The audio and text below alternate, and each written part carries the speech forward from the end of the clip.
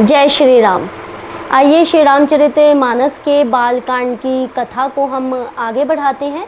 प्रसंग चल रहा था प्रताप भानु का, जो कि ब्राह्मण द्वारा उन्हें शाप मिला था, और वही प्रताप भानु जो है त्रेता युग में रावण बनकर आया, और उसका जो छोटा भाई था अरिमर्दन वो कुंभकर्ण बन के आया, और उसका जो सचिव था धर्मरुचि वो विभीषण बनकर आया। अब वो तीनों भाई जो है तपस्या करते हैं ब्रह्मा जी की और वरदान प्राप्त करते हैं। जब रावण को वरदान मिल जाता है, वो इतना शक्तिशाली हो जाता है, वो जो है कैलाश पर्वत उठा देता है शिव जी का, अपने गुरु का ही जो है उसके अंदर इतना अहंकार आ जाता है, रावण के अंदर अपनी शक्तियों का वो प्रदर्शन करता है, और खेल खेल में कौतुकवश ही शिव जी का कैलाश पर्वत उठा देता है, और पृथ्वी पर इतना आतंक मचा दिया होता है उसने कि सभी देवता लोग जो है बड़े ही भयभीत रहते हैं उससे। जब भी वो रावण जब चलता था, चलत दशानन डोलत अवनी, धरती जो है हिलती थी, कांपती थी, और सभी देवताओं को जब पता चलता था कि रावण आ रहा है तो जाके गुफा में जो है छिप जाते थे।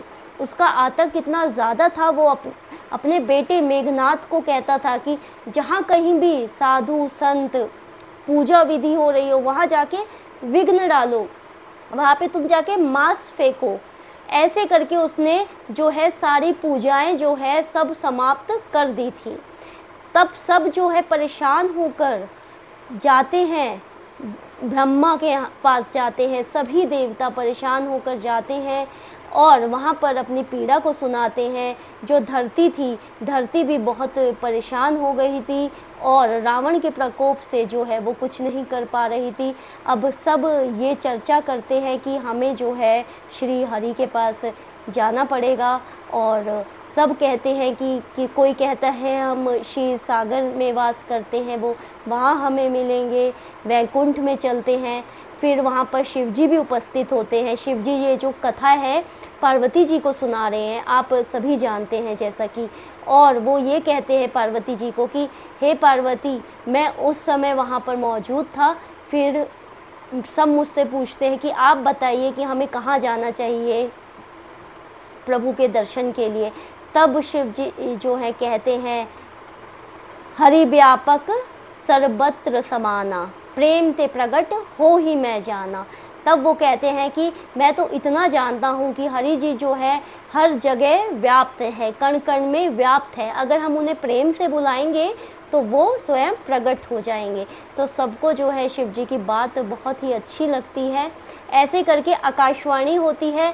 फिर वो बोलते हैं, प्रभु ईश्वर बोलते हैं कि मैं आप सभी का उद्धार करने आऊँगा और उन राक्षसों का वध करने आऊँगा, उस रावण का भी वध करने आऊँगा, और मेरे साथ जो है जो मेरे साथी होंगे, आप सभी देवता जो हैं वानर बन के मेरी उसमें मदद भी करेंगे, और मैं अयोध्यापुरी में जो है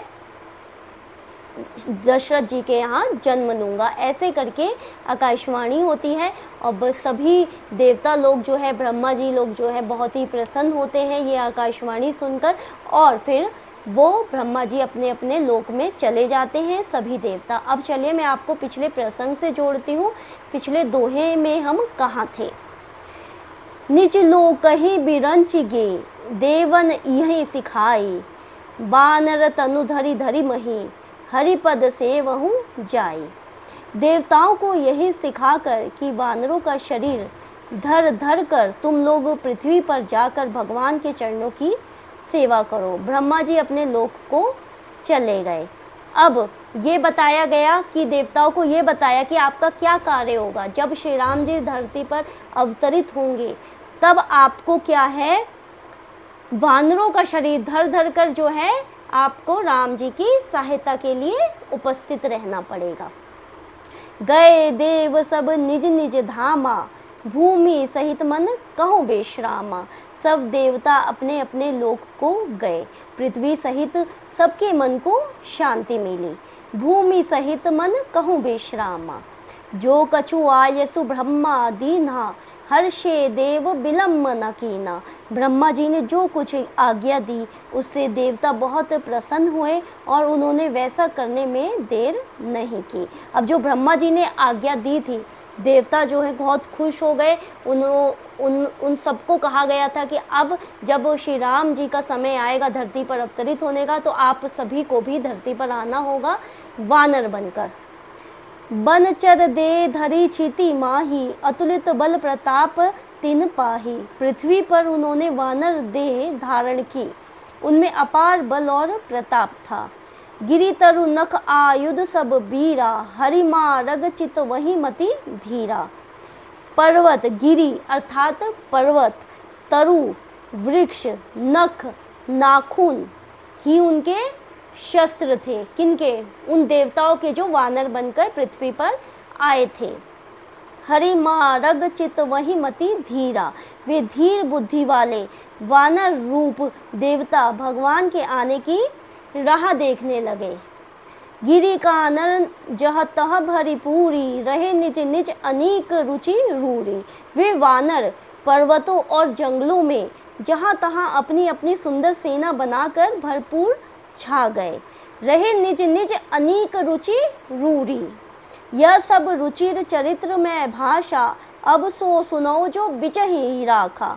यह सब सुंदर चरित्र मैंने कहा, अब वह चरित्र सुनो जिसे बीच ही में छोड़ दिया था।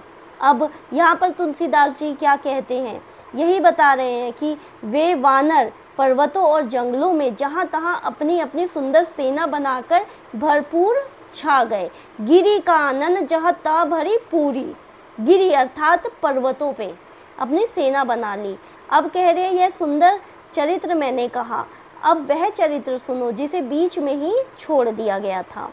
अवधपुरी रघुकुल मनि राव, वेद विदित तेहि दशरथ नाव। अवधपुरी में रघुकुल शिरोमणि दशरथ नाम के राजा हुए, जिनका नाम वेदों में विख्यात है। धर्म धुरंधर गुण निधि ज्ञानी, हृदय भक्तिमति सारंग पानी। वे धर्म धुरंधर गुणों के भंडार और ज्ञानी थे। उनके हृदय में शांग धनुष धारण करने वाले भगवान की भक्ति थी और उनकी भक्ति भी उन्हीं में लगी रहती थी। अब यहाँ पर दोहा है। कौसल्या आदि नारी प्रिय, सब आचरण पुनीत। पति अनुकूल प्रेम दृढ़, हरिपद कमल विनीत। अर्थात उनकी कौशल्या आदि प्रिय रानियां सभी पवित्र आचरण वाली थी। वे बड़ी विनीत और पति के अनुकूल चलने वाली थी और श्री हरि के चरण कमलों में उनका दृढ़ प्रेम था। एक बार भूपति मन माही, भेगलानी मोरे सुत नाही। अब यहाँ पर क्या है, एक बार राजा के मन में बहुत ग्लानि हुई कि मेरे पुत्र नहीं है। राजा तुरंत ही गुरु के घर गए और चरणों में प्रणाम कर बहुत विनय किया। गुरु गृह गयऊँ तुरंत महिपाला, चरण लागी करी विनय विशाला। अब दशरथ जी को एक दिन बड़ी ग्लानि होती है, सोचते हैं कि मेरे तो कोई संतान ही नहीं है। तब वो अपने गुरु के यहाँ जाते हैं। निज दुख सुख सब गुर ही सुनाओ, कहीं वशिष्ठ बहु विधि समझाओ। राजा ने अपना सारा दुख सुख गुरु को सुनाया। गुरु वशिष्ठ जी ने उन्हें बहुत प्रकार से समझाया और क्या कहा, धरऊ धीर हो हई सुतचारी, त्रिभुवन विदित भगत भयहारी। धीरज धरो, तुम्हारे 4 पुत्र होंगे जो तीनों लोकों में प्रसिद्ध और भक्तों के भय को हरने वाले होंगे। अब यहाँ पे वशिष्ठ जी समझा रहे हैं। श्रृंगी ऋषि वशिष्ठ बुलावा, पुत्र काम शुभ यज्ञ करावा। अब वशिष्ठ जी ने श्रृंगी ऋषि को बुलाया और उनसे शुभ पुत्र कामिष्ठी यज्ञ कराया। भक्ति सहित मुनि आहुति दीने, प्रगटे अग्नि चरु कर लीने। मुनि की भक्ति सहित आहुतियाँ देने पर अग्निदेव हाथ में चरु, चरु अर्थात खीर लिए प्रकट हो गए। जो वशिष्ठ कछु हृदय विचारा, सकल काजु बहा सिद्ध तुम्हारा। और दशरथ जी से क्या बोलते हैं वशिष्ठ ने हृदय में जो कुछ विचारा था, तुम्हारा वह सब काम सिद्ध हो गया है। हे राजन, अब तुम जाकर इस पात्र को जिसको जैसा उचित हो वैसा भाग बनाकर बांट दो।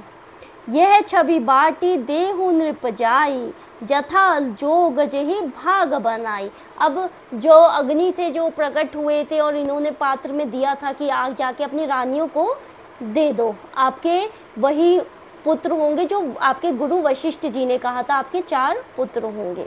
अब यहाँ पर दोहा है, तब अदस्य भय पावक सकल सबहि समुझाई, परमानंद मगन नृप हर्ष न हृदय समाई। तदंतर अग्निदेव सारी सभा को समझाकर अंतर्धान हो गए। राजा परमानंद में मग्न हो गए, उनके हृदय हर्ष समाता न था। तबहि राय प्रिय नारी बुलाई, कौशल्या आदि तहाँ चली आई। उसी समय राजा ने अपनी प्यारी पत्नियों को बुलाया, कौशल्या आदि सब रानियां वहां चली आई। राजा ने पायस का आधा भाग कौशल्या को दिया और शेष आधे के 2 भाग कर दिए। अब कौशल्या जो थी वो सबसे बड़ी रानी थी, तो राजा ने 1 भाग तो कौशल्या को दे दिया और जो उसके थे वो बाकी उन 2 रानियों में बांट दिया। कैकई कह नृप सो दयों, रहो सो उभय भाग पुनि भयों। वह उनमें से 1 भाग राजा ने कैकई को दिया, शेष जो बच रहा था उसके फिर 2 भाग हुए और राजा ने उनको कौशल्या और कैकई के हाथ में रखकर, अर्थात उनकी अनुमति लेकर, और इस प्रकार उनका मन प्रसन्न करके सुमित्रा को दे दिया। अब बाकी जो था 1 भाग में तो पूरा आधा कौशल्या को दे दिया और बाकी जो बचा भाग था उसमें वो उन बची हुई रानियों को दिया। कौशल्या कैकई हाथ धरी, दिन सुमित रही मन प्रसन्न करे। और कौशल्या और कैकई को फिर उसमें से आधा भाग दिया और सुमित्रा को बचा हुआ भाग दिया। ए विधि गर्भ सहित सब नारी, भय हृदय हर्षित सुख भारी। इस प्रकार सब स्त्रियां गर्भवती हुई, वे हृदय में बहुत हर्षित हुई, उन्हें बड़ा सुख मिला। जा दिन ते हरि गर्भ ही आए, सकल लोक सुख संपत्ति छाए। जिस दिन से श्री हरि लीला से गर्भ में आए, सब लोकों में सुख और संपत्ति छा गई। मंदिर महसब राज ही रानी, शोभाशील तेज की खानी। शोभाशील और तेज की खान बनी हुई सब रानियां महल में सुशोभित हुई। सुखजुत कछुक काल चली गयों, जेहि प्रभु प्रगट सो अवसर भयों। इस प्रकार कुछ समय सुख पूर्वक बीता और वह अवसर आ गया जिसमें प्रभु को प्रकट होना था। अब यहाँ पर दोहा है, जोग लगन ग्रह बार तिथि, सकल भय अनुकूल। चर अरु अचर हर्ष जूत, राम जन्म सुख मोल। योग, लगन, ग्रह, वार और तिथि सभी अनुकूल हो गए। जड़ और चेतन सब हर्ष से भर गए, क्योंकि श्री राम जी का जन्म सुख का मूल था। नौमी तिथि मधुमास पुनीता, शुक्ल पक्ष अभिजीत हरिप्रीता। पवित्र चैत्र का महीना था, नवमी तिथि थी, शुक्ल पक्ष और भगवान का प्रिय अभिजीत मुहूर्त। दोपहर का समय था, न बहुत सर्दी थी न धूप गर्मी थी। वह पवित्र समय सब लोगों को शांति देने वाला था। मध्य दिवस अति शीत न घामा, पावन काल लोक विश्रामा। जब श्री राम जी का जन्म हुआ, नौवीं तिथि थी, चैत्र का महीना था, अभिजीत मुहूर्त में उनका जन्म हुआ। शीतल मंद सुरभि बह बाऊ, हर्षित सुर संतन मन चाहू। शीतल मंद और सुगंधित पवन बह रहा था, देवता हर्षित थे और संतों के मन में बड़ा चाव था। वन कुसुमित गिरिगन मनियारा, स्त्रवही सकल सरिता मृत धारा। पर्वतों के समूह मणियों से जगमगा रहे थे और सारी नदियां अमृत की धारा बहा रही थी जब श्री राम जी का जन्म हुआ। सो अवसर बिरंची जब जाना, चले सकल सुर साज विमाना। जब ब्रह्मा जी ने वह भगवान के प्रकट होने का अवसर जाना, तब उनके समेत सारे देवता विमान सजा सजा कर चले। गगन बिमल सकुल सुर जूथा, गावहि गुण गंधर्व बरूथा। निर्मल आकाश देवताओं के समूह से भर गया। गंधर्वों के दल गुणों का गान करने लगे। बरसहि सुमन सुअंजुलि साजी, गह गही गगन दुंदुभि बाजी। और सुंदर अंजलियों में सजा सजा कर पुष्प बरसाने लगे। आकाश में घमाघम नगाड़े बजने लगे।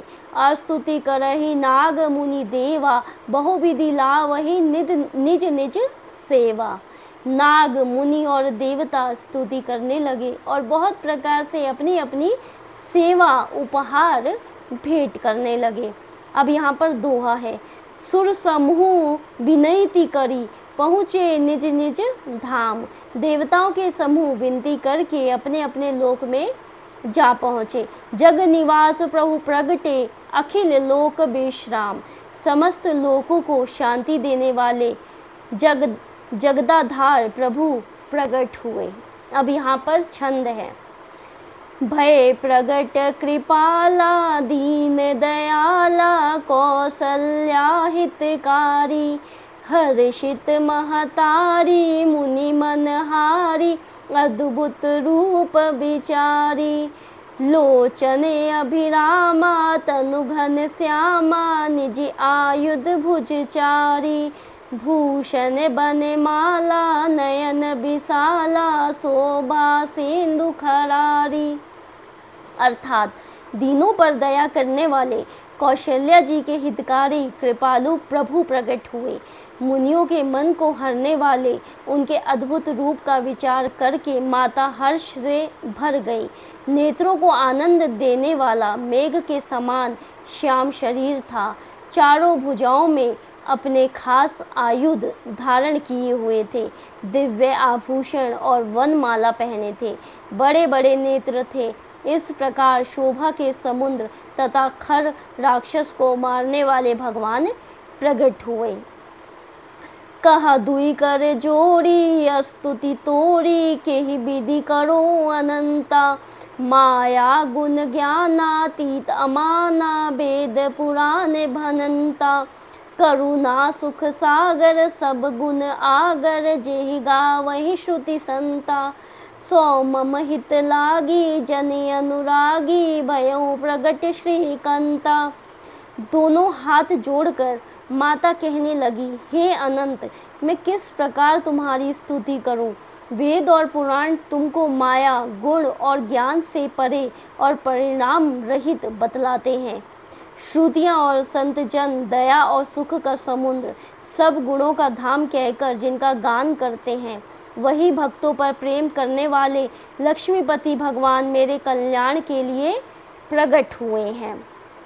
ब्रह्मांड निकाया निर्मिति माया, रोम रोम प्रतिवेद कहे।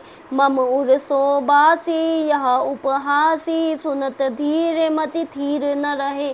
उपजा जब ज्ञाना प्रभु मुस्काना, चरित बहुत विधि कीन चहे। कहीं कथा सुहाई मातु बुझाई, जेहि प्रकार सुत प्रेम लहे। वेद कहते हैं कि तुम्हारे प्रत्येक रोम में माया के रचे हुए अनेकों ब्रह्मांडों के समूह भरे हैं। वे तुम मेरे गर्भ में रहे। इस हंसी की बात के सुनने पर धीर विवेकी पुरुषों की बुद्धि भी स्थिर नहीं रहती, विचलित हो जाती है। जब माता को ज्ञान उत्पन्न हुआ तब प्रभु मुस्कुराए। वे बहुत प्रकार के चरित्र करना चाहते हैं, अतः उन्होंने पूर्व जन्म की सुंदर कथा कहकर माता को समझाया, जिससे उन्हें पुत्र का वात्सल्य प्रेम प्राप्त हो, भगवान के प्रति पुत्र भाव हो जाए। माता पुनि बोली सोमति डोली, तजऊ तात यह रूपा। कीजे शिशु लीला अति प्रियशीला, यह सुख परम अनूपा। सुनी बचन सुजाना रोदन ठाना, होई बालक सुर भूपा। यह चरित्र जगावई हरिपद पावई, ते न परहि भवकूपा। माता की वह बुद्धि बदल गई। तब वह फिर बोली, हे तात, यह रूप छोड़कर अत्यंत प्रिय बाल लीला करो, मेरे लिए यह सुख परम अनुपम होगा। माता का यह वचन सुनकर देवताओं के स्वामी सुजान भगवान ने बालक रूप होकर रोना शुरू कर दिया। तुलसीदास जी कहते हैं, जो इस चरित्र का गान करते हैं वे श्री हरि का पद पाते हैं और फिर संसार रूपी कूप में नहीं गिरते हैं। अब यहाँ पर दोहा है, विप्रधेनु सुर संत हित लीन मनुज अवतार, निज इच्छा निर्मित तनु माया गुण गो पार। ब्राह्मण, गो, देवता और संतों के लिए भगवान ने मनुष्य का अवतार लिया। वे अज्ञानमयी मलिना माया और उसके गुण और बाहरी तथा भीतरी इंद्रियों से परे हैं। उनका दिव्य शरीर अपनी इच्छा से ही बना है, किसी कर्म बंधन से परवश होकर त्रिगुणात्मक भौतिक पदार्थों के द्वारा नहीं बना है। वही बोल रहे हैं तुलसीदास जी कि भगवान ने, श्री राम जी ने मनुज अवतार क्यों लिया है, ब्राह्मणों, गौ, देवताओं की रक्षा करने के लिए। सुनु से सुरुदन परम प्रिय बानी, संभ्रम चली आई सब रानी। बच्चे के रोने की बहुत ही प्यारी ध्वनि सुनकर सब रानियां उतावली होकर दौड़ी चली आई। हर्षित जहाँ तह धाई दासी, आनंद मगन सकल पुरवासी। दासियां हर्षित होकर जहाँ तहाँ दौड़ी, सारे पुरवासी आनंद में मग्न हो गए। दशरथ पुत्र जन्म सुनिकाना, मानहो ब्रह्मानंद समाना। परम प्रेम मन पुलक शरीरा, चाहत उठन करत मति धीरा। राजा दशरथ जी पुत्र का जन्म कानों से सुनकर मानो ब्रह्मानंद में समा गए। मन में अतिशय प्रेम है, शरीर पुलकित हो गया, आनंद में अधीर हो गए। बुद्धि को धीरज देकर और प्रेम में शिथिल हुए शरीर को संभाल कर वे उठना चाहते थे। जाकर नाम सुनत शुभ होई, मोरे गृह आवा प्रभु सोई। जिनका नाम सुनने से ही कल्याण होता है, वही प्रभु मेरे घर आए हैं। परमानंदपुरी मन राजा, कहाँ बुलाई बजावहूँ बाजा। यह सोचकर राजा का मन परम आनंद से पूर्ण हो गया। उन्होंने बाजे वाले को बुलाकर कहा कि बाजा बजाओ। गुरु वशिष्ठ कहा गयऊँ हकारा, आए दुईजन सहित नृप धारा। गुरु वशिष्ठ जी के पास बुलावा भेजा, वे ब्राह्मणों को साथ लिए राजद्वार पर आए। अनुपम बालक दे कहीं जाई, रूप रास गुण कहीं न सिराई। उन्होंने जाकर अनुपम बालक को देखा, जो रूप की राशि है और जिसके गुण कहने से समाप्त नहीं होते हैं। अब यहाँ पर दोहा है, नंदी मुख सरात करी, जात कर्म सब कीन। फिर राजा ने नांदी मुख श्राद्ध करके सब जात कर्म संस्कार आदि किए। हाटक धेनु बसन मणि, नृप विप्रण कह दीन। ब्राह्मणों को सोना, गौ, वस्त्र और मणियों का उन्होंने दान किया जब श्री राम जी का जन्म हुआ। ध्वज पताक तोरण पुर छावा, कहीं न जाय जही भांति बनावा। ध्वजा, पताका और तोरणों से नगर छा गया। जिस प्रकार से वह सजाया गया उसका तो वर्णन ही नहीं हो सकता। सुमन वृष्टि आकाश ते होई, ब्रह्मानंद मगन सब लोई। आकाश से फूलों की वर्षा हो रही है, सब लोग ब्रह्मानंद में मग्न हैं। बृंद बृंद मिली चली लोगाई, सहज सिंगार किए उठी धाई। स्त्रियां झुंड की झुंड मिलकर चली, स्वाभाविक श्रृंगार किए ही वे उठ दौड़ी। कनक कलश मंगल भरी थारा, गावत पैठ ही भूप दुआरा। सोने का कलश लेकर और थालों में मंगल द्रव्य भरकर गाती हुई राजद्वार में वो प्रवेश करती हैं। करी आरती न्वेछावरी करहीं, बार बार शिशु चर नहीं परहीं। वे आरती करके न्योछावर करती हैं और बार बार बच्चे के चरणों पर गिरती हैं। मागध सूत बंदिगन गायक, पावन गुण गावही रघुनायक। मागध सूत बंदीजन और गवैये रघुकुल के स्वामी के पवित्र गुणों का गान करते हैं। सरबस दान दीन सब काहू, जेहि पावा राखा नहीं ताहू। राजा ने सब किसी को भरपूर दान दिया। सरबस दान दीन सब काहू, जिसने पाया उसने भी नहीं रखा, लुटा दिया। मृग मद चंदन कुमकुम कीचा, मची सकल बीथई बिच भी बीचा। नगर की सभी गलियों के बीच बीच में कस्तूरी, चंदन और केसर की कीच मच गई। अब यहाँ पर दोहा है। ग्रह ग्रह बाज बधाव शुभ, प्रगटे सुषमा कंद। हर्षवंत सब जहतः, नगर नारी नर वृंद। घर घर मंगलमय बधावा बजने लगा, क्योंकि शोभा के मूल भगवान प्रकट हुए। नगर के स्त्री पुरुषों के झुंड जहाँ तहाँ आनंद में जो है मग्न हो गए। कैकई सुता सुमित्रा दो, सुंदर सूत जनमत भे हो। कैकई और सुमित्रा इन दोनों ने भी सुंदर पुत्रों को जन्म दिया। वह सुख संपत्ति समय समाजा, कहीं न सके सारद अहि राजा। उस सुख संपत्ति समय और समाज का वर्णन सरस्वती और सर्पों के राजा शेष जी भी नहीं कर सकते। अवधपुरी सोहाई एहि भांति, प्रभु ही मिलन आई जनु राती। अवधपुरी इस प्रकार सुशोभित हो रही है, मानो रात्रि प्रभु से मिलने आई हो, और सूर्य को देखकर मानो मन में सकुचा गई हो। अब यहाँ पर तुलसीदास जी देखिए कितनी सुंदर बात कह रहे हैं कि श्री राम जी के जन्म पर चंद्रमा जो है इतना ज़्यादा जलन महसूस कर रहा है सूर्य से कि प्रभु आप दिन में प्रकट हुए, दिन में आपने जन्म लिया, आपने रात में नहीं जन्म लिया, तो मैं तो आपके इस उपकार से वंचित रह गया। तो वही बता रहे हैं, देखी भानु जनु मन सकुचानी, तदपि बनी संध्या अनुमानी। सूर्य को देखकर मानो मन में सकुचा गई हो, कौन? रात्रि, परंतु फिर भी मन में विचार कर वह मानो संध्या बनकर गई हो।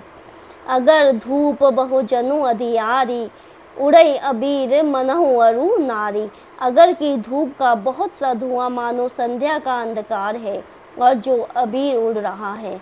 मंदिर मणि समूह जनु तारा, नृप गृह कलश सोई इंदु उदारा। वह उसकी ललाई है। महलों में जो मणियों के समूह है वे मानो तारागण है। राजमहल का जो कलश है वही मानो श्रेष्ठ चंद्रमा है। भवन वेद धुनि अति मृदुबानी, जनु खग मुखर समय जनु सानी।